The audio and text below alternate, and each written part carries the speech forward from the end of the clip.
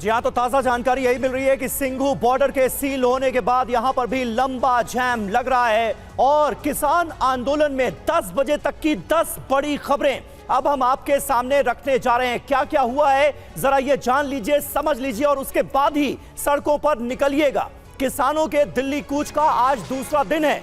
Punjab Haryana border पर किसानों का भारी जमावड़ा नजर आ रहा है। हर जगह टीवी9 संवाददाता मौजूद हैं। शंभू बॉर्डर पर एक तरफ किसान और दूसरी तरफ पुलिस के जवान डटे हुए हैं। जी और दिल्ली में घुसने की तैयारी में हजारों किसान यहां पर डटे हुए हैं। दिल्ली का घेराव करने के लिए किसान आगे बढ़ना चाहते हैं। तो फिलहाल दिल्ली के बॉर्डर पर ये स्थितियां हैं और हमारे साथ इस वक्त सुमंत जुड़े हुए हैं, सीधे उनके पास चलेंगे। सुमंत, जिस तरह से सीमाओं को सील किया गया है, दूसरी तरफ किसान भी लगातार डटे हुए हैं कि वो यहां से जाने वाले नहीं हैं, वो दिल्ली का घेराव करेंगे, वो कूच करेंगे, वो आगे बढ़ेंगे। ये डेडलॉक किस तरह की है, क्या सिचुएशन है फिलहाल वहां पर? देखिए, निश्चित रूप से मैं शंभू बॉर्डर जो अंबाला की तरफ है वहां मौजूद हूं। सबसे पहले रवि, ये ताजा तस्वीरें देखिए कि किस तरीके से ये दिल्ली अमृतसर मेन हाईवे है NH44, किस तरह से पूरी तरह ब्लॉक कर दिया गया है। सुरक्षा कर्मी सुबह से अगर आप देखें तो कल के मुकाबले सुरक्षा और ज्यादा बढ़ा दी गई है। हरियाणा पुलिस के जवान, रैपिड एक्शन फोर्स के जवान, पैरामिलिट्री फोर्सेज के जवानों की तैनाती लगातार बढ़ाई जा रही है। और यहां से मैं जो आपको दिखा रहा हूं, ये रास्ता सिर्फ और सिर्फ पुलिस के जवान और प्रशासनिक अधिकारी ही यहां से आगे जा सकते हैं। जिस जगह क्लैश हुआ था यहां से महज 500-700 मीटर आगे की दूरी पर है। अब आप सोच लीजिए कि यहां से तकरीबन 700-800 मीटर की दूरी पर यहीं से सुरक्षा व्यवस्था इतनी चाक चौबंद है। कई लेयर की बैरिकेडिंग्स, डंपर, सीमेंट के ब्लॉक्स, कटीले तारे, ये तमाम इस तरह की चीजें यहां पे लगा दी गई कि किसी भी सूरत में किसान आगे न बढ़ पाए। अब से थोड़ी देर पहले रवि, जो हरियाणा पुलिस के जो प्रशासन के अधिकारी हैं, डीसी, डिप्टी कमिश्नर, पुलिस के आला अधिकारी, तमाम लोग यहां से आगे गए हैं। तो ऐसा माना जा रहा है कि हो सकता है क्योंकि कुछ बातचीत की भी संभावना तलाशी जाए, क्योंकि जिस तरह से सरकार की तरफ से संकेत लगातार दिए जा रहे हैं। लेकिन इस बीच जो ताजा हालात है वो यही है कि लगातार एक और जहां जवानों के आने का सिलसिला शंभू बॉर्डर पे लगातार बढ़ रहा है, वहीं दूसरी ओर किसानों के आने का पर लगभग ऐसी ही तस्वीरें सुमंत हर तरफ से आ रही है। हमारे साथ बने रहिए, आप हमारे साथ जुड़े रहिए, हम लौटेंगे आपके पास। देखिए, एमएसपी को लेकर लगातार आंदोलनकारी मांग करते रहे हैं। एमएसपी पर विवाद क्यों है, जरा हम इसको भी समझने की कोशिश करते हैं। देखिए, पहली बात, पहला पॉइंट तो यह है कि निजी सेक्टर के लिए एमएसपी पर खरीद अनिवार्य हुई तो अंतरराष्ट्रीय बाजार में फसलों का भाव ज्यादा होने पर निजी कारोबारी आयात शुरू कर देगा।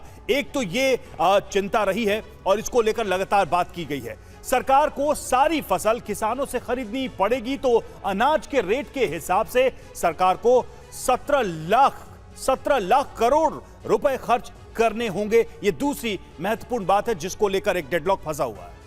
और इससे 1 lakh crore fertilizer subsidy, 1 lakh crore food subsidy पर खर्च बढ़ेगा, यानी कि जो सरकार का बजट है उस पर भार बढ़ेगा। सरकार सारी फसलें खरीदेगी तो भंडारण को लेकर भी मुश्किलें बढ़ेगी। कहां स्टोर करेंगे, कब तक स्टोर करेंगे, कैसे अनाज को सेफ रखेंगे। एमएसपी अनिवार्य करने में एक फसल की क्वालिटी को लेकर भी मुश्किल आएगी, यह भी सरकार के सामने एक चुनौती है। और 17 लाख करोड़ खर्च करने के लिए सरकार को सारे क्षेत्र में 3 गुना टैक्स बढ़ाना पड़ेगा, जिससे निवेश नहीं आएगा, निर्यात नहीं आएगा होगा और रोजगार का अवसर कम होगा। यह भी एक सरकार की चिंता है। और ये सारी बातें जो विशेषज्ञ हैं वो मानते हैं कि सरकार के सामने जो विचाराधीन चुनौतियां हैं, दरअसल इस गारंटी को देने के पहले वो यही मौजूद है। बिल्कुल, तो एमएसपी को लेकर विवाद क्यों है, क्या व्यवहारिक दिक्कतें हैं, इसका पूरा खाका हमने आपके सामने रख दिया। हमारे साथ कुछ खास मेहमान भी हमें ज्वाइन कर रहे हैं। डॉक्टर अजय उपाध्याय, प्रवक्ता है कांग्रेस पार्टी के, हमारे साथ मौजूद हैं। किसान नेता मंजीत राय हमारे साथ जुड़ चुके हैं। संजीव उनियाल साहब भी हमारे साथ मौजूद हैं जो कि राजनीतिक विश्लेषक हैं। लेकिन उससे पहले मैं शालिनी वाजपेयी का रुख करना चाहता हूं जो कि गाजीपुर बॉर्डर से हमारे साथ मौजूद हैं। शालिनी, जल्दी से बता दीजिए, गाजीपुर बॉर्डर पर इस वक्त क्या स्थितियां हैं, जो लोग यहां से निकले वो किन बातों का ख्याल रखें, उसके बाद फिर मैं मेहमानों का रुख करूंगा।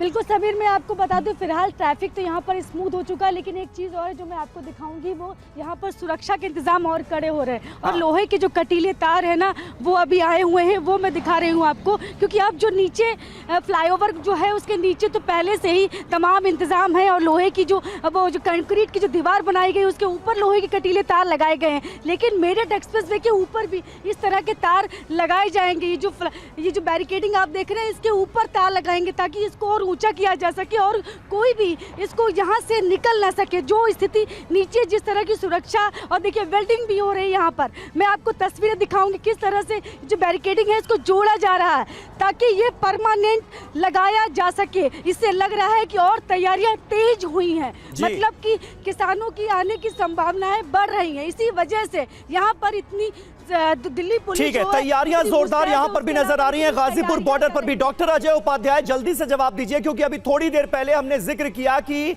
एमएसपी पर कानूनी गारंटी की जब बातें होती हैं, ये डिमांड लगातार किसानों की रही है आंदोलन के चलते, और उसमें किस तरह की व्यवहारिक दिक्कतें आ सकती हैं, सरकार पर कितना बोझ पड़ सकता है। कांग्रेस पार्टी ये कह रही है कि हम आए तो कानूनी गारंटी दे देंगे। ये सोच समझकर कहा जा रहा है या फिर बस चुनाव है तो इसलिए ये वादा कर दिया गया है? डॉक्टर अजय उपाध्याय, पूरी तरह सोच समझ के कहा जा रहा है, और जो चीजें अभी दिखाई जा रही है फर्जी विश्लेषकों के द्वारा, मीडिया के लोग आजकल यही दिखा रहे हैं कि एमएसपी देने से टैक्स बढ़ जाएगा आम जनता पर, फिर खरीदारी 100% सरकार को करनी पड़ेगी। मुझे लगता है ये अफवाह और भ्रम है, ऐसा है नहीं। एमएसपी का मतलब मिनिमम सपोर्ट प्राइस। सरकार आज भी पूरा नहीं खरीदती है जिस पर एमएसपी दे रही है गेहूं और चावल पर। तो जब एमएसपी का यदि एक लीगल गारंटी दे देगी, क्या इसके बाद सरकार को थोड़े कह रहे हैं किसान की आप हमारा 100% खरीद ही लो। मिनिमम प्राइस का मतलब है कि उससे नीचे उसके जो उत्पाद हैं, उसके जो कृषि के जो चीजें हैं, वो कम से कम मार्केट में उससे नीचे कोई ना खरीदे। प्राइवेट प्लेयर भी यदि खरीदता है तो उसको भी वो कम से कम उनका मिनिमम प्राइस मिले। उससे 3 लाभ होगा। पहला है कि जो आज उन पर कर्ज है, कर्ज से मुक्ति मिलेगी। दूसरा जो है आत्महत्या की दरें बढ़ रही है, उससे राहत मिलेगी देश को। और तीसरा जो है, जब उनकी आय कहीं ना कहीं बढ़ेगी तो रूरल इकोनॉमी जो है उससे और मजबूत होगी। उल्टे लाभ देश को होना है, हानि नहीं होनी है। पहली बात, वादा खिलाफी का प्रयास जो है वर्तमान सरकार ने, ठीक है, मोदी जी जब चुनाव में थे तो ये सरकार के ऊपर आपके आरोप है, लेकिन सरकार साथ में ये भी दावा कर रही है